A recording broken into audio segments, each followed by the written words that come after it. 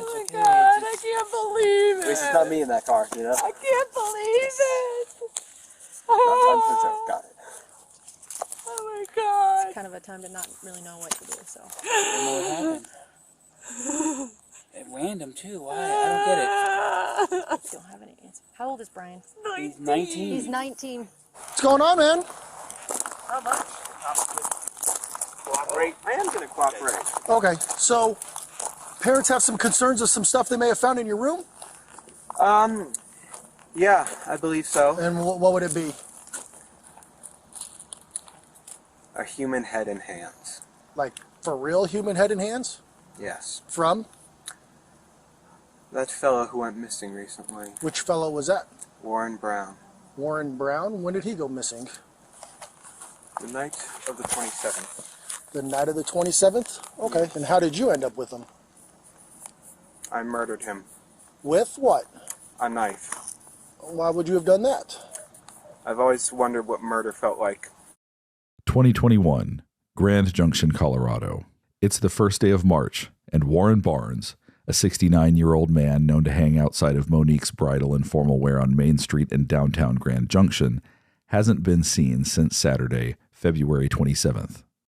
But if you've ever been downtown, you guys would see him. He walks Main Street. Yeah, he's always. Brett probably knows him if he's talking to him. He's always on Main Street, just with his backpack, just walking and coming down to the shop to sit in his chair, pretty much. How do you know Warren?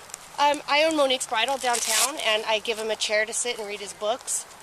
Is he a homeless gentleman? He's not homeless. He stays in a place. He pays for a room every day. He comes back in the shop because we keep his chair inside the shop to deter other people from sitting in it behind my shop. The woman speaking with police is Monique Lenati. Her business has been mainstay in downtown Grand Junction since 1995. Monique and her daughter spent time getting to know Warren over the 4 years he's been a fixture behind her shop. He loves reading, feeding birds, and eating Subway sandwiches. To outsiders, he may have appeared unhoused or out of work, simply because he wore the same clothes every day. But Warren is different. He works for a company that does just like temp agency, and they were the ones that actually contacted me because he's never missed work, and they know that he sits behind my shops. So every morning it's around 6? Yeah. Without fail? Without fail. 7 days a week? Yes. He is there every morning. All by himself? Yeah. Those who know him quickly take a shine to his kind and gentle soul. And he's the nicest guy ever. Rough looking, but he is the nicest guy. And he buys Pall Mall Red 100s every day and a donut. Warren Barnes is quiet and never bothers anyone. He passes the time reading books, so the locals dubbed him the Reading Man. But I know he goes to the library a lot as well, because he, like I said, he reads books. Loves to read. And Warren has a routine, one you could swear by. So when he didn't show up to work on Monday morning, March 1st, his employers at the temp agency were concerned. what raised concern with you today to report him missing? Because the place People Ready called to see if I had seen him because he didn't show up for work, and he's never once not shown up for work in the 4 years he's been working for them. So I said no, and that I hadn't seen him since Saturday. I don't know, I just have a really bad feeling because it's unlike him. And that's the weird thing is I said, I'll see you tomorrow. He said, I'll be here, I'll see you tomorrow. And then I didn't even think about it when he wasn't there, really. Does he ever have anybody sit and read with him or No. next to him? Mm-mm. Does he mention talking to anybody? No, he doesn't associate with a lot of the transients because he's not like them. He's very intelligent. I don't know why he's homeless. I never really got into why he chose, I'm sure you asked him. Did he ever talk about his family or where he came from? So he has, I believe, at least one child, but they don't talk. Okay. And he said that they talk maybe once every 3 or 4 years on a holiday, but that he hasn't spoken to So he him, probably didn't go for a visit. No. He wouldn't have, and if he was, he would have told the People Ready place he wasn't going to be there for work. He was very all about having that so he could afford his place to stay. With no family that she knows of to call upon, Monique decides to start searching for him on her own. She posts a picture of Warren on her Facebook page asking people to be on the lookout. Meanwhile, 5 miles across town, Something odd had been unfolding over the weekend. In the Colorado River just off the Blue Heron boat launch, a car is partially submerged in the water. The driver, 19-year-old Brian Cohey, had accidentally driven his 2007 Ford 500 into the river and was in over his head. Literally. So he called his parents, Brian Sr. and Terry Cohey, to come to his aid, and they called the police for further assistance. The tenor of the scene just off the Redlands Parkway is lighthearted. Everyone's laughing and joking around, even though it's in the middle of the night and it's dark and freezing. Yeah, we made him wait till he was almost 18 before he got his driver's license because we didn't want him having any accidents like they do when they're 16 and 17 and Gotcha. doing stupid things. Is this your son right here? Yep. Yeah. Hey, partner, you want to come out and talk to me real quick? Sure. Appreciate it, man. I'm really cold. Is it okay if it's in here? Because that's fine. He had That's fine. I did not know that. No, that's, please stay in the car. All right. Nobody else in the car? Nope. No, Okay. no, just us. I'm the father. That's the mother. And this is our son. He just called us 20 good. minutes ago and said, "Dad, I parked at the boat ramp and I messed up. I tried to get out of the car and it slid down." Well, you're not hurt, right? You're okay? No, just a little cold is all. Just beside your pride a little bit. And probably $7,000. Okay. All right, man. Do you have your ID with you, driver's license by any chance? I do. Thankfully. What were you doing down here, bud? Well, I felt like I needed to get out, and I figured, why not park here and just relax a little bit? Relax and think. Okay. And I parked on the boat ramp, and I thought it would be easy to get out. But when I tried to, Where did you park exactly? Were you down the hill a little bit? Yeah, just a little bit. And then when you got back in, go ahead. When I got back in, I tried to put it in drive, and it didn't go up. So then I tried putting it in low gear, shimmying it a bit. That didn't work. Were you facing down? No, I was facing up. You back down? Yeah. That's a really good idea. Because that seemed like the easiest one. Because of the propulsion of the rear tires, I figured they would be able to push. Okay. But yeah, then. Okay. Yeah, then it slid into the river. I was able to get out. Because I was like, it's not a crash. He just it's like parked 8 feet out in the water. He parked it and basically couldn't get it up. It just lost traction, looks like, and then he actually went in it. Down in the water. He's not hurt at all, so I'm like, how are you going to get this car out if possible? Does he need to stay here? I'm sorry? Is he free to go? I'm sure he'd like to go home and get warm. I'm sure he'd like to get some pants on. Yeah, right? Yeah, it's not a crash. It's okay. a simple It's mistake. just a stupid accident. So, Yep. All right, I'm going to take him home then, and then we'll come back here and see if we can figure out what's what with the tow truck driver. son has no pants on. After taking Brian home to put some pants on and warm up, the Coheys returned to the scene at the boat ramp around 3 a.m. And this is when things take a turn. The crew recovering Brian Jr.'s sedan from the Colorado River has just spotted something troubling. Hey, quick question for you. Sure. So the back bumper, I don't know, you can probably see it from here. There's a lot of red on the back of that. Yeah. Dripping down it all a little bit. But underneath the license plate, a little area right there. Okay. Okay. A lot of red, which means looks like blood. Blood? Yeah. I don't know if did your son hurt himself on his way out at all? He might have, he just didn't know it. I don't know. That's why I'm asking. It's a good question. He's at home. Is he make sure he's not got a cut or He just said he's going to bed. something out on him somewhere that he's not aware of? Maybe because his adrenaline was a little high. Maybe he just have him do like a self check, make sure he's okay. Hello? Brian, are you okay? They see blood on the back bumper of the vehicle. Really? Yeah, did you get hurt? No. What? Are you sure you don't have any injuries? No, I'm fine. There's blood on it? We're not sure. We're not sure. It's a red, something red It- underneath the license plate. similar blood stain. Oh, no. All right. But you're not injured. You don't have any cuts.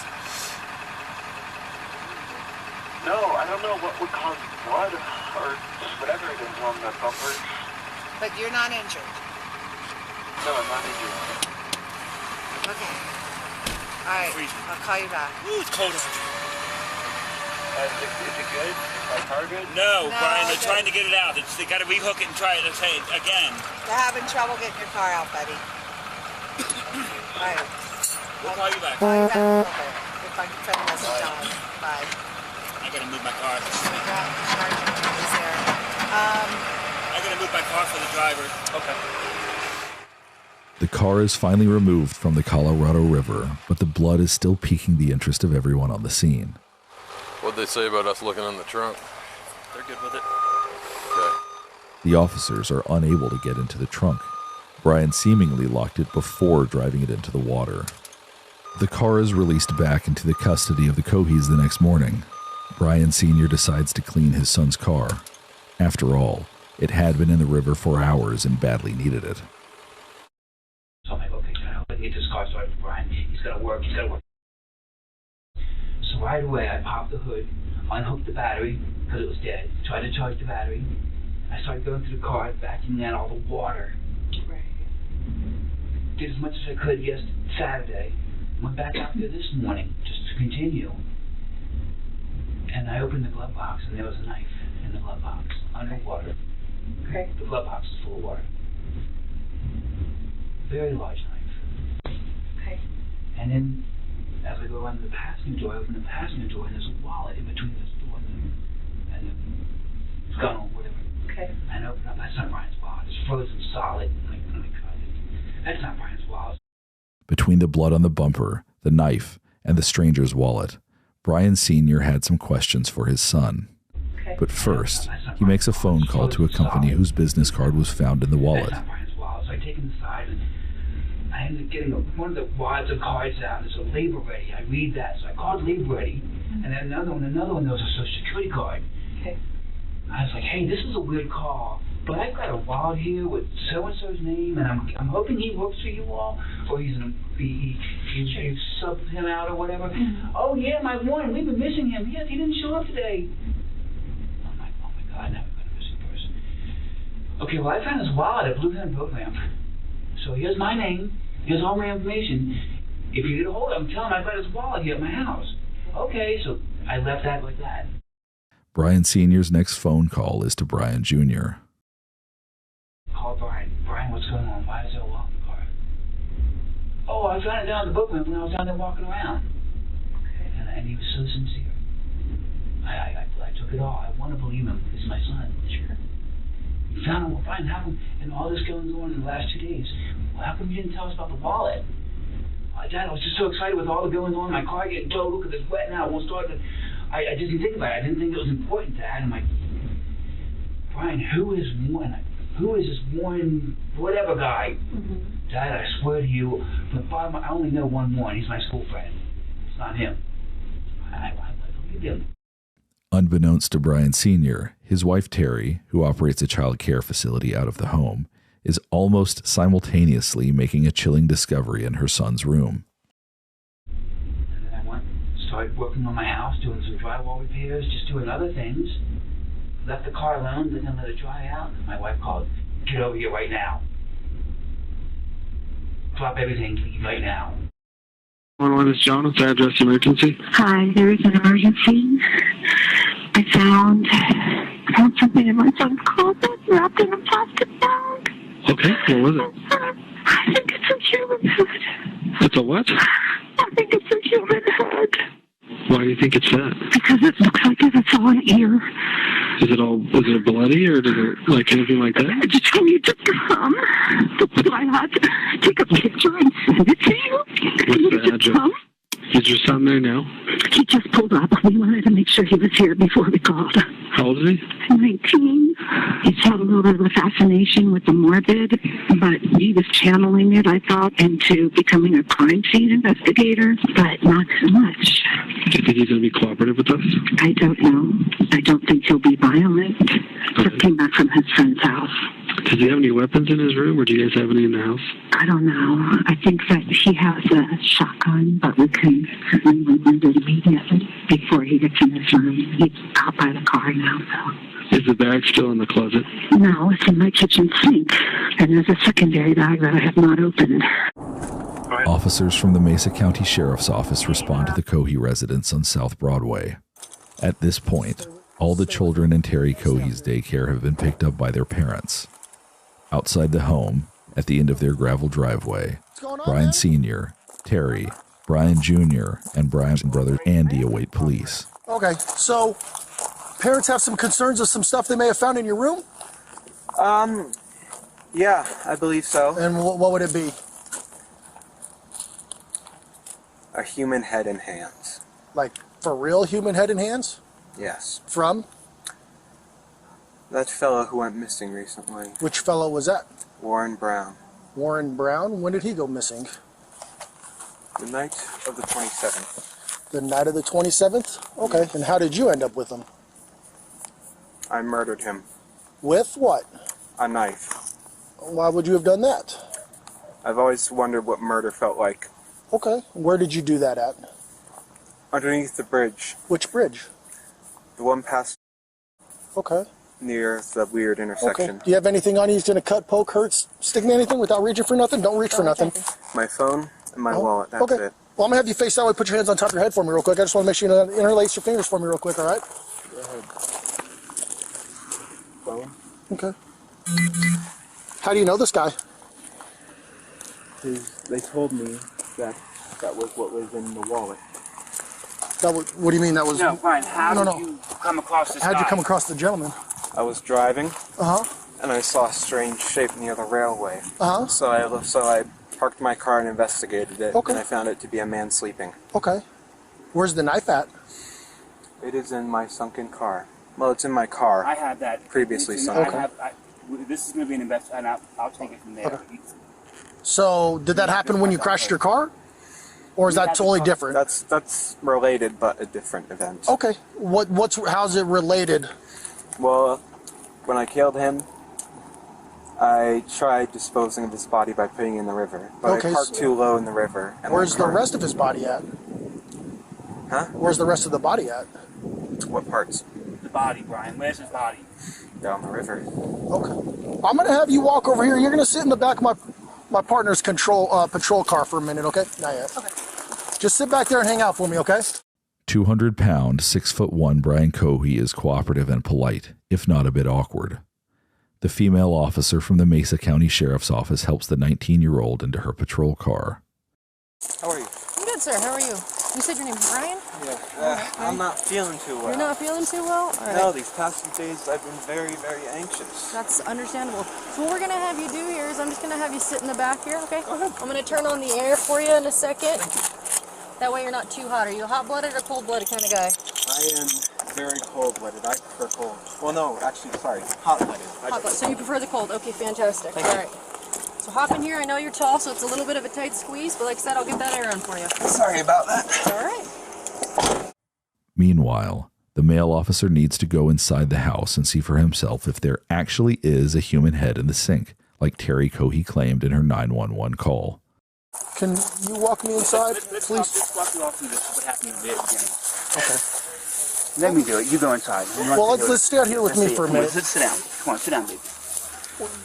Can I go in there and verify here first? Oh, yeah, please. Let me We go haven't through seen that. it. Yeah, we haven't Okay. looked at it. It's under the towel in the sink. Okay. Yeah,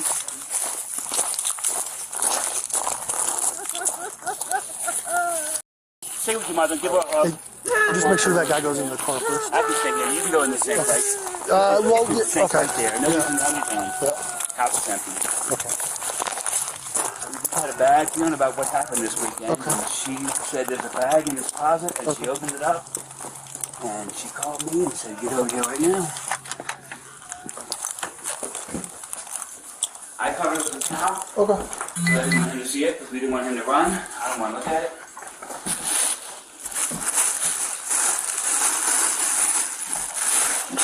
Yep. 22, 42, you clear for a call? Got my water. All right, I'm giving you a call. Let me know when we want to start. Yeah, let me get this figured out.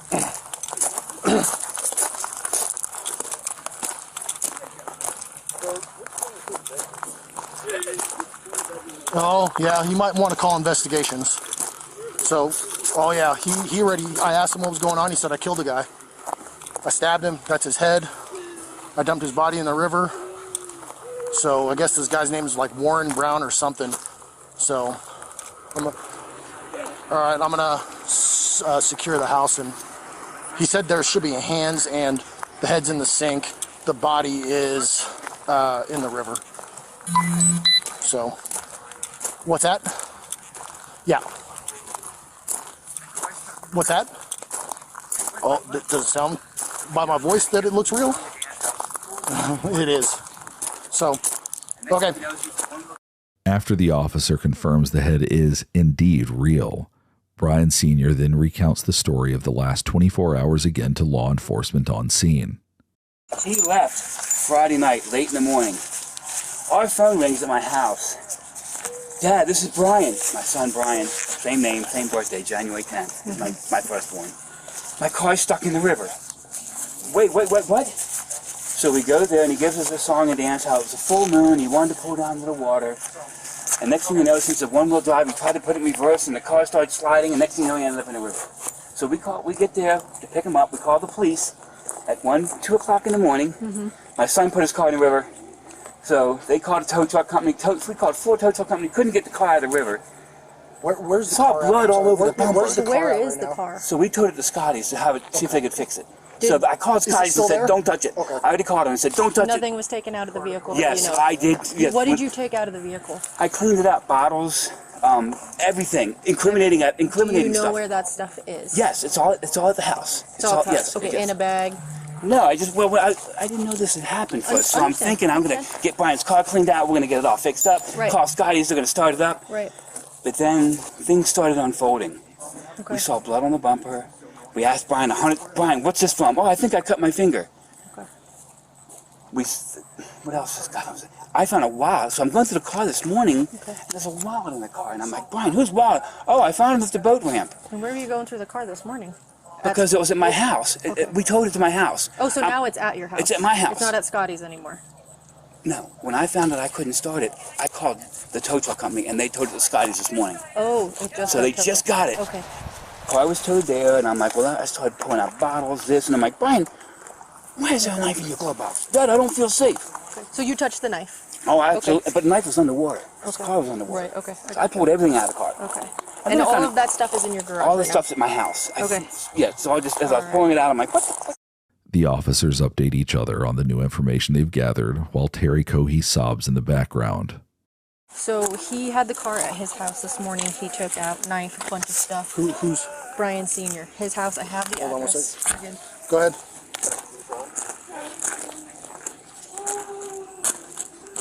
I copy. So I told him we'd hang tight until investigations came, and then he can take them there where all the items are. Go ahead.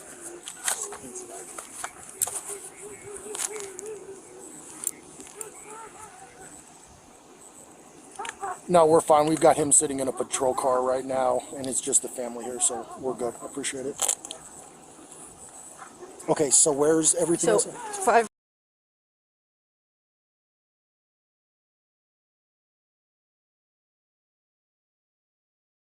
He had the car at the house this morning. He pulled the knife, all sorts of stuff. He said there was blood all over.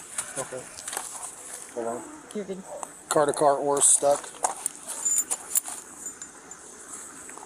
We'll also have a second address that'll have to either go through on consent or through a search warrant. It's going to be Dad's house. He had the car over there and cleaned it out, unbeknownst to knowing what was going on. Dad's super cooperative about taking us there and letting us look at. So I just told him we'd wait till investigations got here and just keep him here. They have another location. I don't believe this is their house, or maybe this is their second house. Yeah, I copied. They're cooperative out here, and our suspect is sitting in a patrol car. While the Coheys await instructions on what to do next, they have some questions. I know you guys have a lot going on right now. It's a lot to process, so we'll work with you every step of the way as much as we can. Yeah. How long till the news company shows up? We're going to try to keep looked at a while, so we're Yeah, 'cause hoping. we need to get clearance from you so we can get out of Dodge. Don't. Because I don't want biggest to. thing We right can't now- have news in front of me. I run the life jacket program here in town. Okay. That's Biggest me. thing is our investigation unit. Oh, getting absolutely. Here and talking to you guys, and Absolutely, then, sure. Like I said, even if news shows up, we're not going to let them down here. Thank you. So Yeah. Okay. just focus Don't on let 'em up there breathing either. They'll and be able to kinda- see stuff from up there too. Well, nobody else should know about this right now. Yeah. Okay. Good. Okay.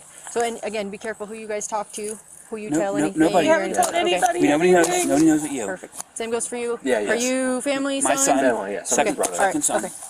And your name? Nice to meet you. Sorry, we're meeting this way. No, Okay. Oh my God, I can't believe At least it. it's not me in that car, you know? I can't believe it. I'm Oh, got it. oh my God. It's kind of a time to not really know what to do, so. I don't know what happened. At random too. Why? I don't get it. Don't have any answer. How old is Brian? He's 19. He's 19. 110-02. Mom, 19. what's your name?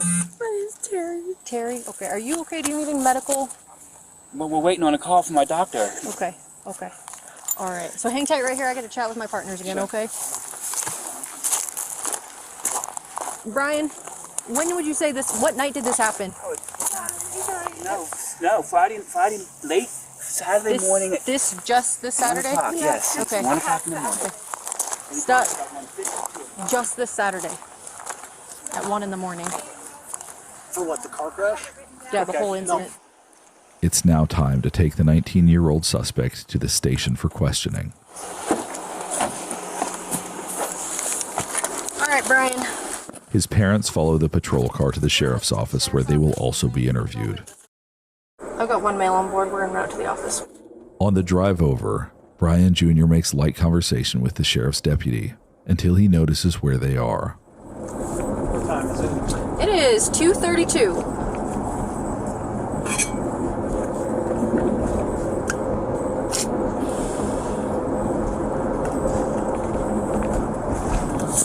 It was under this bridge. It was under this bridge?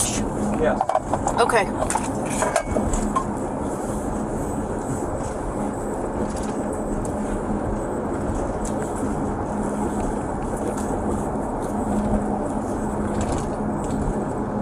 Like right there under the bridge?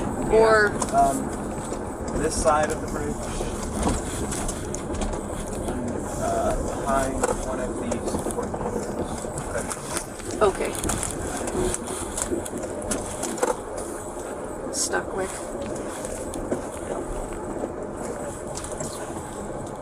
He said it was the bridge here right by the jail.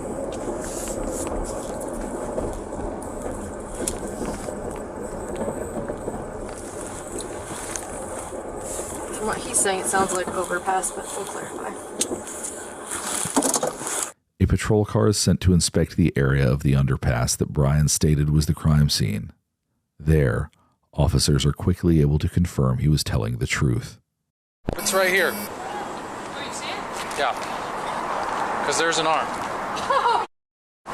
Hey.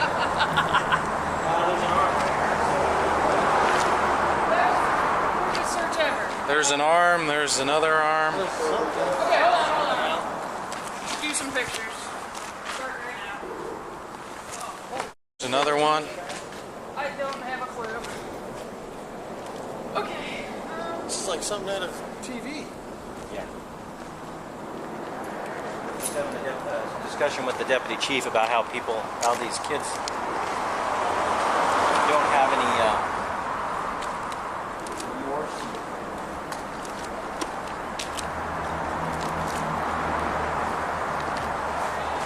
Right, here's a leg. Well, it could be the upper arm or a leg. Well, there's three. There, and there. Pieces down there, I mean. A patrol guy to yellow tape it and then hold it, because the potential is that there's a secondary by the boat launch. Yeah, I would think so. Well, we 'cause can if run you out wanna there go, and look at that, and then if you guys, we can just ask for a. I'm switching to primary, hold on. But if we can get the lab out here, that would be the best thing. Yeah, get forensics out here. After the 8-minute drive to the sheriff's office is complete, the deputy escorts Brian Jr. into the interrogation room. Is Dad cooperative? Everybody's cooperative, including Dad's Brian Sr., son is Brian Jr. They're ready for him. Okay, cool. Let me call parents, let them know to park here, and then we'll have someone meet them up front.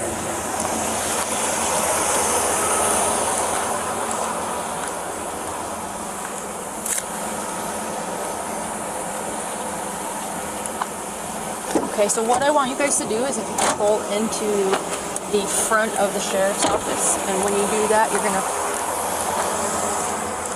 Okay, no problem. Okay, so you're just gonna pull up in the front of the sheriff's office, okay, and just park up here at the front, and then we will have somebody, most likely myself, will come out here, and I'll look for you, and then as soon as you guys pull up and are just parked, I'll meet you and walk you back, okay? Okay, sounds good. Just hang tight in your car, and then you'll see me come out, and then we can meet then.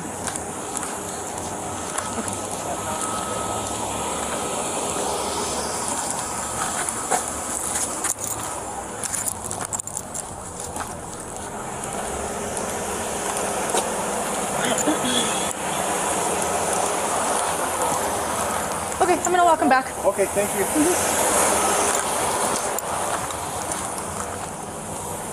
Okay, Brian. Thank you. No problem, sir. So walk with me. We're gonna walk right this way, okay? You're fine with me not being in cuffs. I'm fine with you not being in cuffs. Okay, thank you.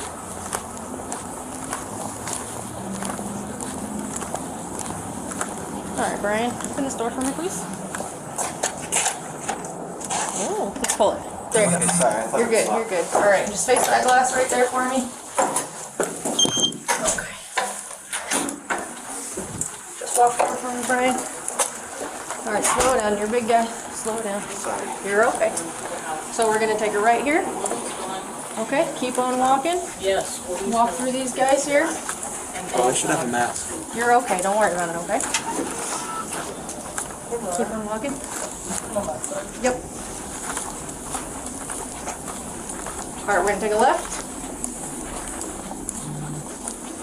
Keep going. Take another left. Hard left. Right here. Right here. Sorry. You're alright. So have a seat, and we'll be with you in a moment, okay? Thanks, Brian. The parents arrive just a couple of minutes after their son. Just follow me all the way down.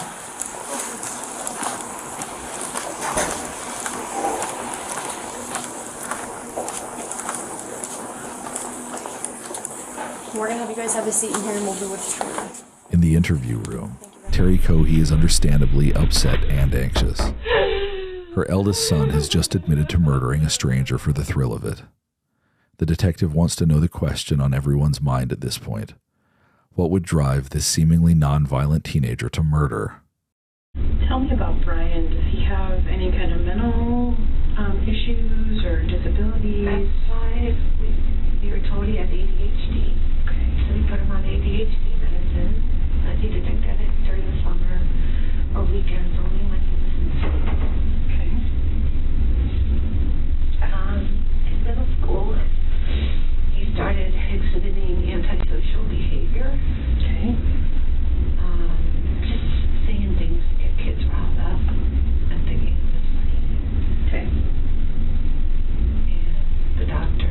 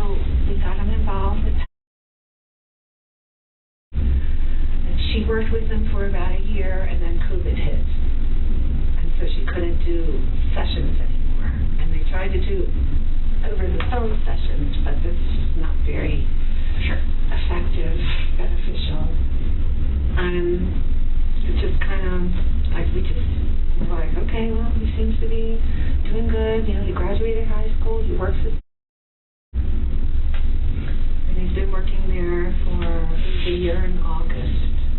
The detective wants to know more about the medications Brian is on and if he's actually taking them. And you said he's not taking his medication, or is he on medications now? He's on ADHD medicine. Okay. That he takes before work. Okay. On his part-time job. Okay. And he takes sertraline, which is an anti-anxiety, antidepressant. Okay. So he's been diagnosed that as well. And to the best of your knowledge, is he actually taking them? Like, do you watch him take them? I don't watch him take them, but I have an alarm set, and every night at 10 p.m. I say, Brian, take your medicine. And he says, I know, I am. Okay. And as I've looked at his pill container, I mean, it's going, you know, seems to be going down. Okay. So I assumed he was taking it. Okay. What about alcohol or any other recreation drugs? No. Nothing like that. When you talked about the school stuff and having lots of issues, what were the issues that they were having that made other kiddos not feel safe? He would make jokes that were not appropriate. He got suspended a few times, like for behavior that wasn't acceptable, like this one girl that he knows very well. He knows that she has a lot of issues, and that loud noises frighten her. And so, you know, one of his school suspensions was when he, you know, came up to her in the hallway and clapped really loud next to her, you know, knowing that it would put her in a panic, and she cried, and we were like, yep, nope, you know, that's not how, nope. You knew that would upset her, and you did it anyway. And he got suspended for prohibited use a weapon, but there was another boy who brought in nunchucks to school on the school bus, and Brian was like, wow, cool, you know, and I think this was in 11th grade, and so Brian was like, I think Brian had given out some candy to some kids on the bus, and so Brian was like, can I check those out? And he's like, I'll bring you in so you could give me some candy. So Brian gave the kid candy, and the next day the kid comes on the bus with 2 sets of nunchucks. One are glass, and the other ones, I guess they're like rubber. I don't know. I never actually saw them. Okay. But so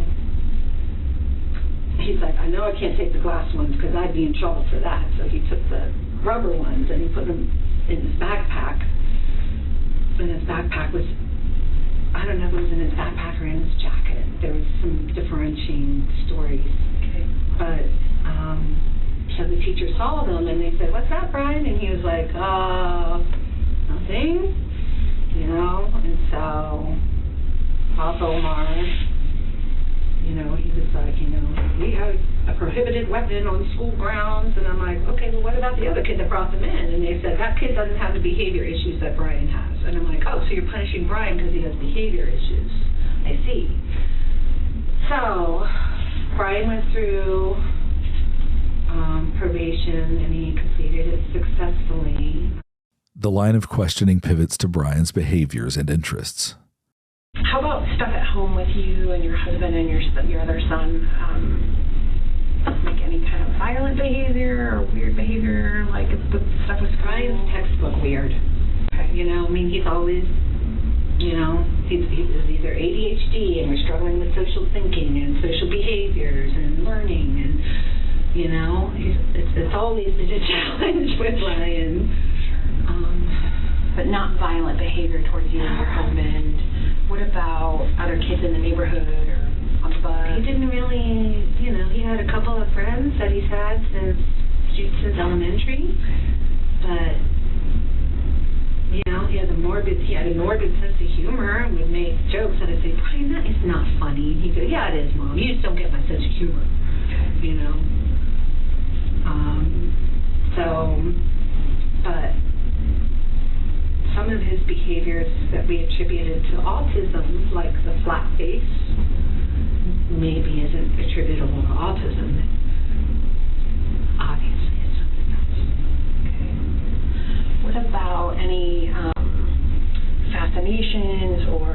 he fixates on.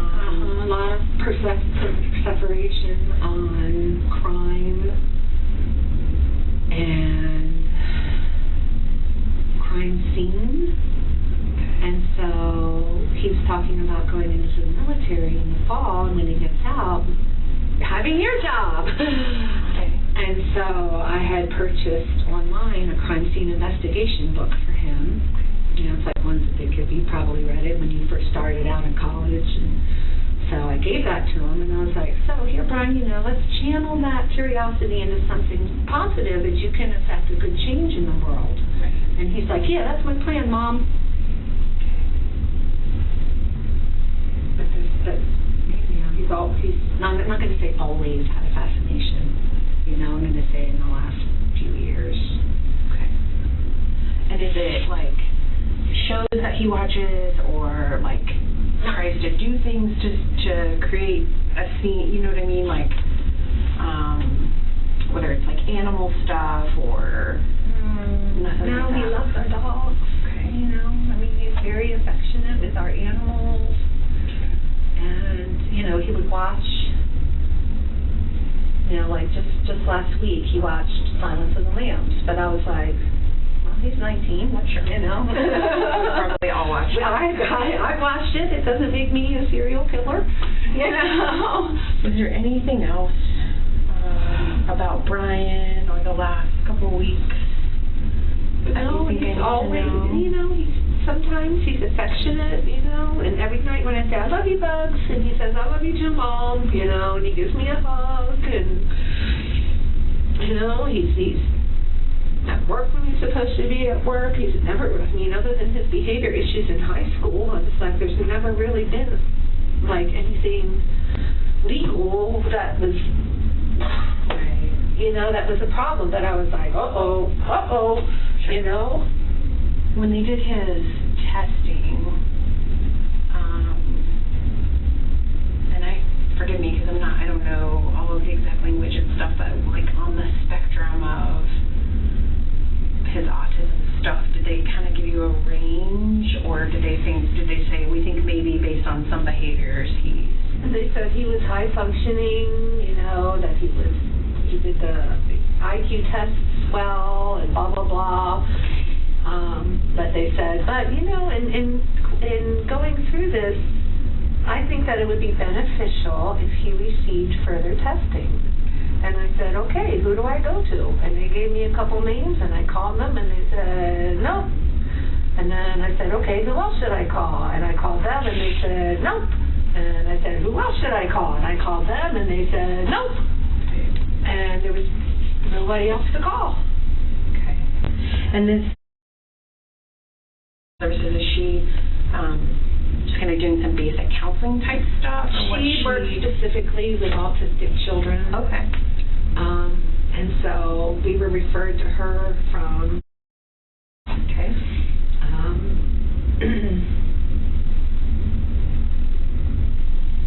And you know, like I said, he was doing group, going in to see her once a week, and you know, and because of everything going on in school, you know, we said, you know, we don't feel like he's a danger to other people or to us, you know. Maybe himself, if, you know, something happens, but, you know, and I was like, do you think he's a danger to others? And she goes, well, from the discussions we had, I can't really make that determination, but...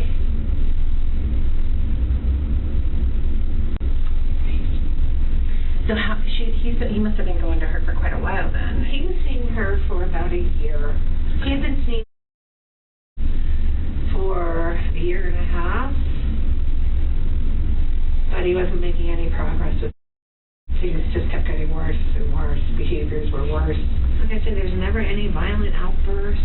Never, you know, just a fascination with some things that I thought we were channeling properly, and you know, his morbid sense of humor, and but I was like, well, Stephen King's got a morbid sense, you know, and he's a freaking millionaire writing books, you know.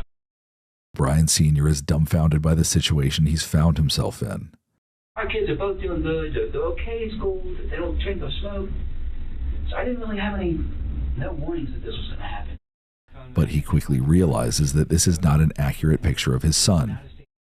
He's obviously sick. He's obviously very sick. Because we've noticed weird things about him. Some days he gets cold. Just he looks at me and he has this cold look on his face. And I can just tell that, I don't know if it's from his friends that he's hanging out with or what, but... Tell me about some of the, I know he's had some issues in the school, but tell me about Brian from his childhood growing up. He was good growing up, but I think they diagnosed him early in elementary school with ADHD because he would, he had trouble meeting friends, trouble talking, doing funny things. So he was always kind of on his own. He was a loner. He had friends, a certain amount of friends, but he wasn't like, hey, he wasn't accepted very well. In school, he wasn't accepted, I know that, but he's got friends that he hangs around with, respectable friends, and we just thought, but it just seems like not friends that would ever, not those kind of friends. Sure. Clean, good friends. Okay. The worst they have is they play video games. They drink too much Pepsi. That's my only complaint when all his friends come over. They stay up too late. None of them are, I don't know what happened. I don't know why, what made him go, and I'll never know that question. I don't know how many times you want to ask me. I don't know why, who, when, where, I don't know. I'm just as in the dark about this as you. Still, Brian Sr. maintains there was not a single sign that anything like this would ever happen. Never been physical at all with any family members. Mom, Dad, Brian, dogs. Never any not a cool bone in his body. Never, ever, nothing. And as far as his friends, no, he's never been in a fight in his life. He's never hit anybody. He's just like his dad. I mean, I've never been in a fight, man. I thought just like it's going to be a spin-off of me. Because he's non-violent, but he's not. I don't know what's going on now. Everything's different. By the end of his time in the interview room, Brian Sr. laments the loss of his family's reputation in the community.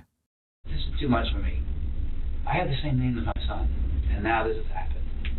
I need to move to Mogadishu or something, because I can't. This is going to kill my family.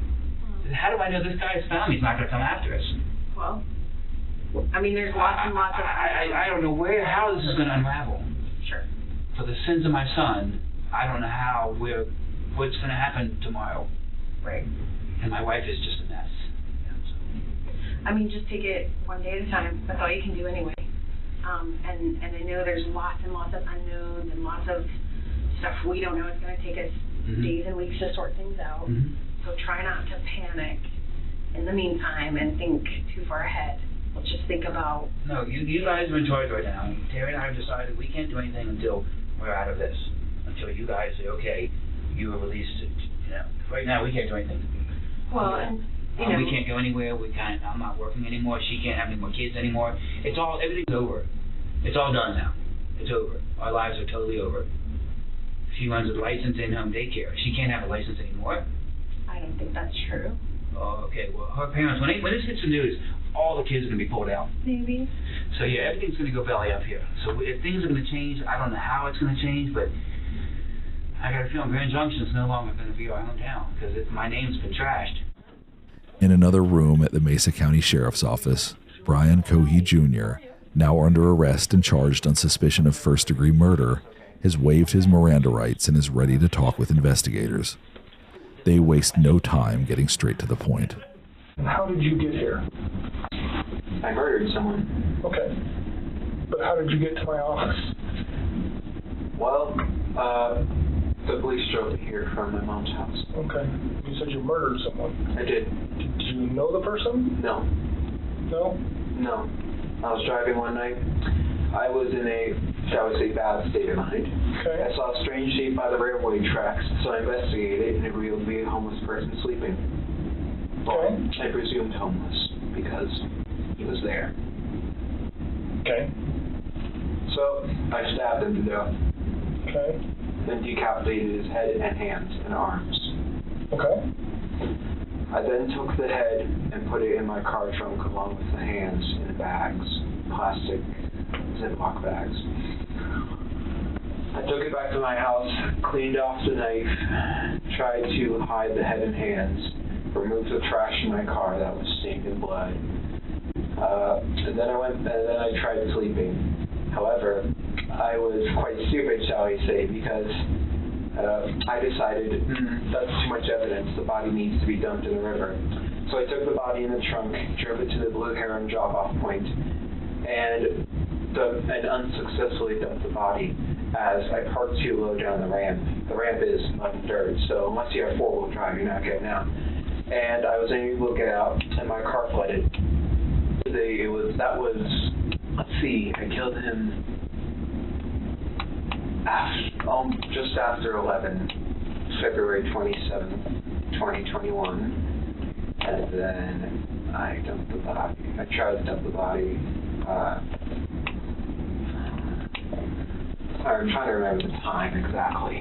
It was 1 a.m. Okay. And yeah.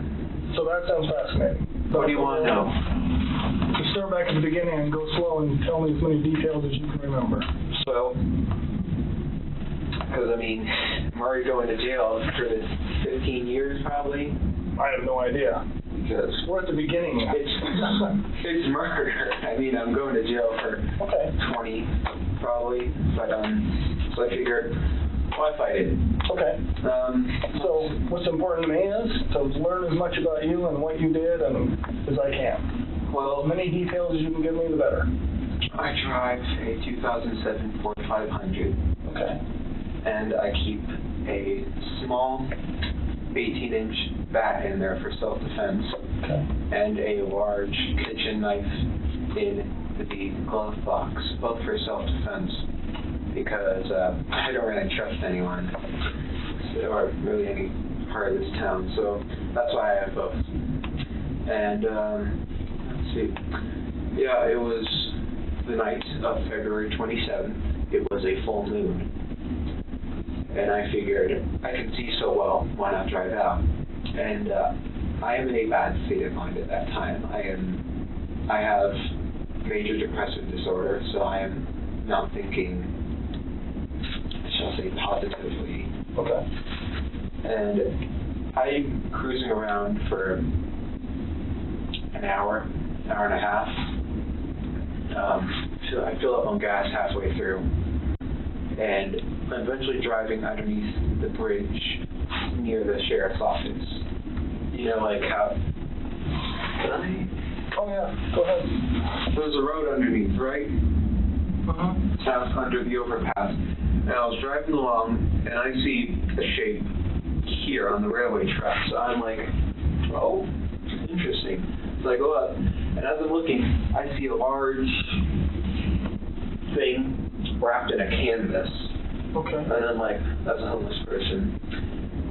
So I grab my knife, I put on 3 layers of gloves, because plastic gloves can betray their users because they're so thin, those vinyl gloves, by imprinting your fingerprints through. So I put on 3 on one hand. I took the knife, I pulled back the canvas, and I stabbed his neck. Okay. He was panicking at first. In his old man voice, he was in his 50s. I know why I call him old man. He was saying, "What are you doing? What are you doing? Why? Ah!" And I just kept on stabbing his neck. It's okay if I do a demonstration. Oh yeah. This is him. I was straddled on top of him like this. Okay. And he couldn't fight back. It was actually surprisingly easy. I was barely breaking a sweat. I thought, oh, this guy, he's going to be tough. But no, it was actually surprisingly easy. And during the time I was growling and making animalistic noises. Why were you doing that? I suppose it was a frenzy. Okay. I was so excited, so rushed up on adrenaline every day. Let's just woo-hoo. And I paused, and he said, "Why are you doing this?" And I said, "I've been wanting to do this for a long time, murder someone." And then I continued. The whole ordeal lasted about a minute and a half. Okay. And I stabbed, when I was finished stabbing him, he took out his last breath, a grunt, and his head was halfway cut off. and stabs. All the while, no, actually, after I killed him, I just couldn't stop saying, stinky, dirty, dirty, stinky, stinky. I wasn't smelling anything, but... And why were you saying that? I don't know. Okay. And, But you remember doing it, so... Yeah.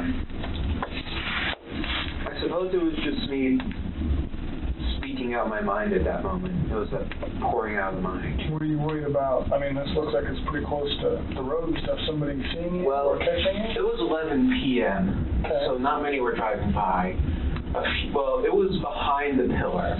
So, like, here's the road. It was here. So people would only see a brief thing here and here. So were you worried about them seeing you? I was worried about one of them stopping.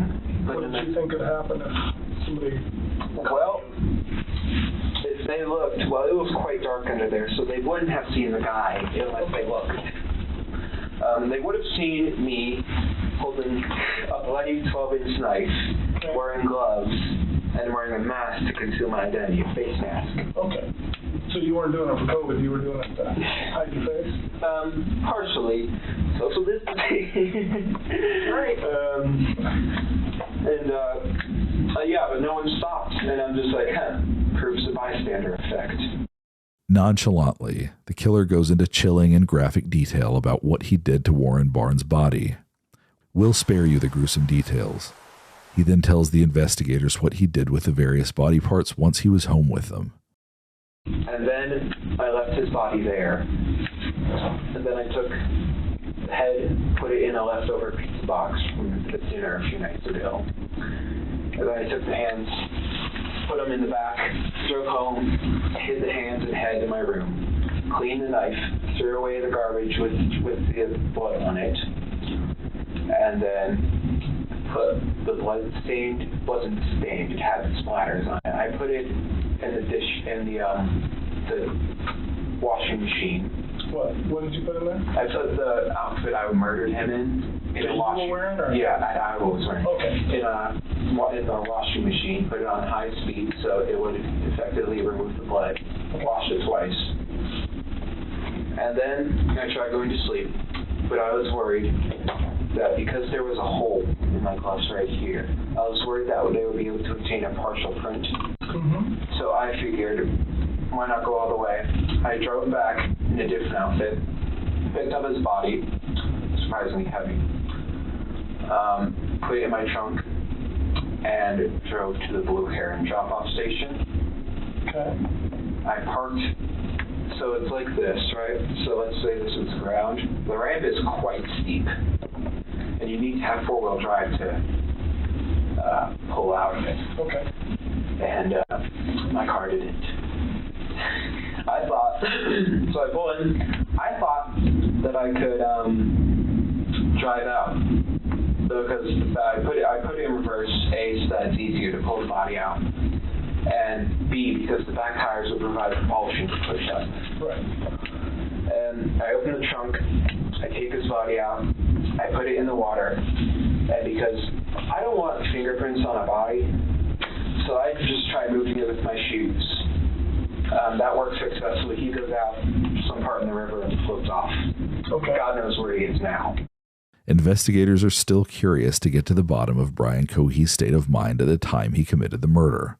And you talked about you were just kind of in a bad space that night. It was, yes. Okay. Why were you in a bad space? I didn't take my medicine, and plus for years I was wondering what murder would feel like, because like Ted Bundy and the Zodiac, they all say murder is the best feeling in the world. So I'm like, I'm going to try that.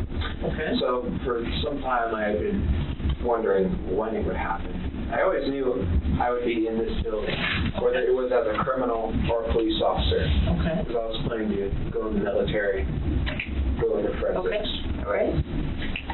And how long do you really, honestly think you've been thinking about really, at some point you wanted to know what murder felt like? A year. Okay. All right. And you said you read books? I read books. I have a book on forensics. Okay. Did you read the book, the Ted Bundy book? No, I have not read the Ted Bundy book. Okay. I probably have seen excerpts. Have you seen, like, little comments from it or things like that? I'm not sure what book you're talking about. The one you mentioned, the whole stuff about Ted Bundy. A lot has been written. No, it was on the internet. Yeah. Okay. All right. And Pete has studied him too. So crazy. You seem more like Ed, if you know who Ed Gein? No, Ed in California. Big Ed. Ed Kemper. Yeah. Studied him? You remind me of Ed Kemper. I know of him. He was a Goliath. He was 6'9", 300 pounds.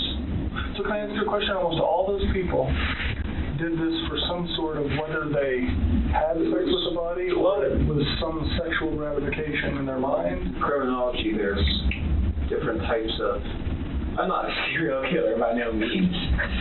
But with serial killers, there's different types of them. There's organized, disorganized, visionary, missionary. I'm just wondering what gets you excited about doing it?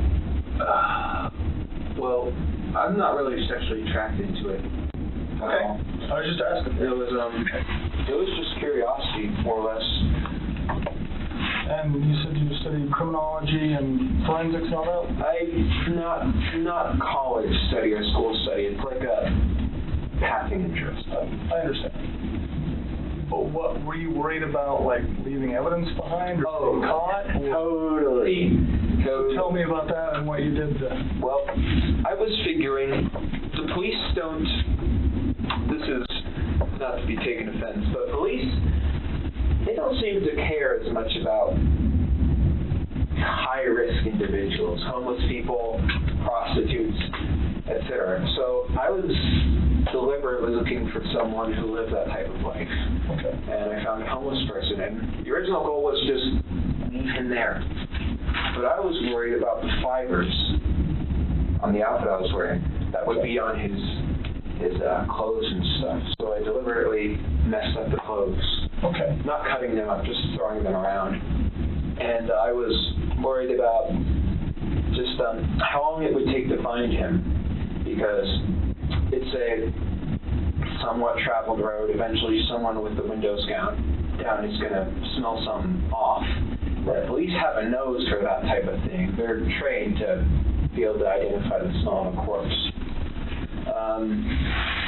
So that's where the river idea came from, because a river will wash away a lot of evidence. Rivers are quite tricky. And obviously that was botched. So how long have you been planning or looking for someone to do this with before you found this guy? About a year. About a year? No, 6 months. So have you come close or seen somebody or chickened out or anything in the past? No. I mean, I was looking for a deliberately secluded place like that one. I wouldn't just go up in Clifton and find someone walking down the street and stab them. No, that's too public. Everyone sees that. Well, have you looked like at the homeless places or anything in the past? I have, yes. I would go on night drives often, maybe once every 2 weeks. And I would just peruse the streets. Okay. So before this guy, how close had you come in the past? Not at all. Not at all? You just drive around? Yeah, look, just try and find someone. Is anybody interesting No. in your mind thought of a plan? Well, occasionally when you see girls walking down the street, I take a glance at them, because it really is like Ed Kemper, where half of me says, well, I'm quite inept with women. I'm being honest, I'm no Casanova. But half of me says, I want to take that girl home and make her feel nice. And the other half of me, it's just like what Ed said, is I want to see what her head looks like on a stick. And so occasionally when I'm driving down the road, if I see someone that catches my eye, I'll just like... Were you worried about getting caught while you were doing it, or before you did it? I was worried about afterwards. For this past day and a half, including this day, I felt so anxious. because not only is my car in the river, there's blood on it, there's body parts in my house. My parents like to look through my things occasionally, and when they see blood, and eventually when they're going to get the news that a body was found in the river, that's very much circumstantial evidence that's pointing to me.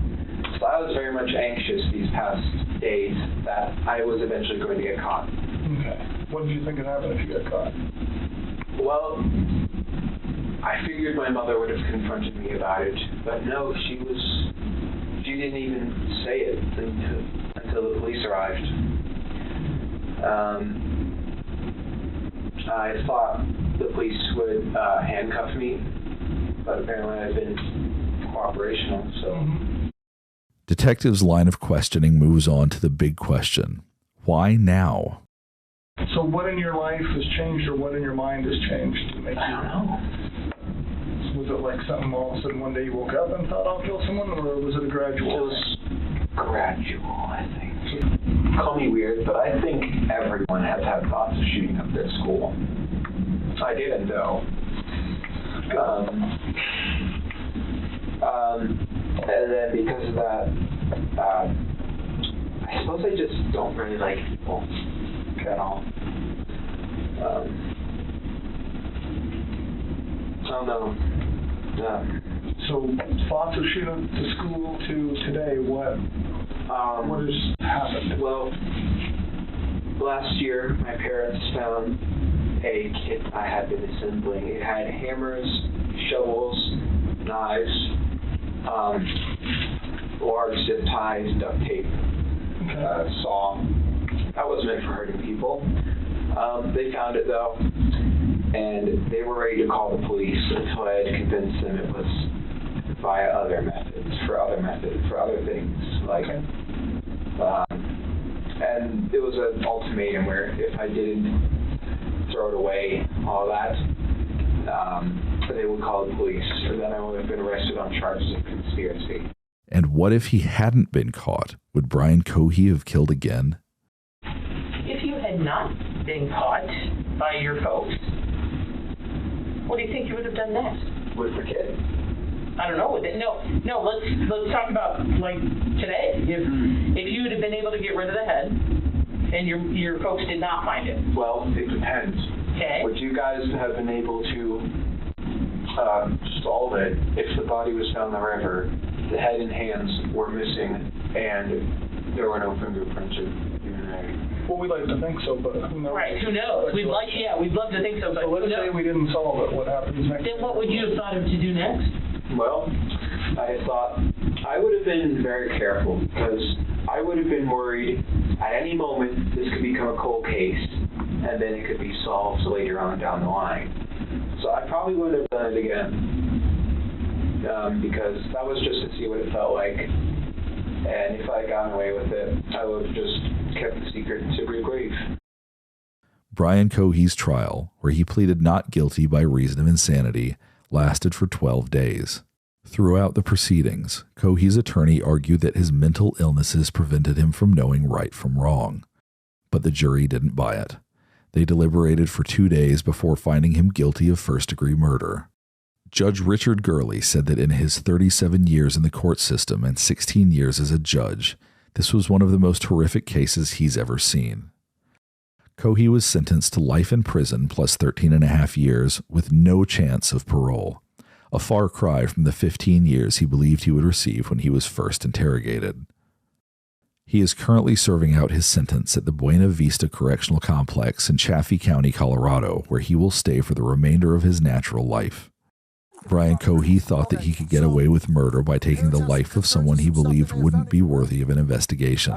He couldn't have been more wrong. Warren Barnes was not only a beloved man in the downtown Grand Junction community, but most importantly, he was a human being who deserved to be treated with the dignity and respect that he offered others. According to the Colorado Sun, Barnes was a lifelong resident of the Grand Valley and told people that he spent time as a cowboy in the Book Cliff Mountains north of Grand Junction. He had a wife, a daughter, and a granddaughter. A sculpture by ironworker Tim Navin of a tree, chair, and stack of books commissioned by one of the many people whose path intertwined with Barnes, sits in the breezeway outside of Monique's bridal shop where he used to pass the time. His mantra, "And you also," is inscribed on one of the books. The memory of the reading man lives on in downtown Grand Junction, despite a monster's attempt otherwise.